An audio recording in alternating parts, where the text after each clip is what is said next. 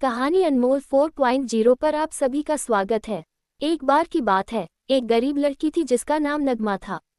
वह एक छोटे से गांव में अपने माता पिता और छोटे भाई बहनों के साथ रहती थी। उसके पिता एक किसान थे, लेकिन खेत बहुत उपजाऊ नहीं था और वे अक्सर किसी तरह का गुजारा करते थे। नगमा एक बुद्धिमान और जिज्ञासु लड़की थी। वह अपने आसपास की दुनिया के बारे में जानना पसंद करती थी।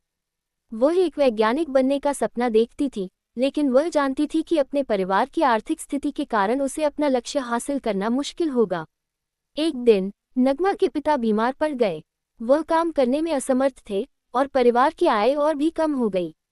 नगमा को अपने परिवार की मदद करने के लिए स्कूल छोड़ना पड़ा। नगमा ने अपने परिवार का समर्थन करने के लिए कड़ी मेहनत की। उसने घरों की सफाई और खेतों में काम करने जैसे अजीब अजीब काम किए।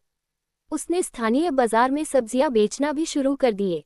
अपनी व्यस्त दिनचर्या के बावजूद नगमा ने वैज्ञानिक बनने के अपने सपने को कभी नहीं छोड़ा। वह देर रात तक पढ़ाई करती थी और स्थानीय पुस्तकालय से किताबें उधार लेती थी। उसने घर पर भी अपने स्वयं के प्रयोग करना शुरू कर दिया। कई सालों की कड़ी मेहनत और दृढ़ संकल्प के बाद नगमा ने आखिरकार अपने सपने को हासिल कर लिया।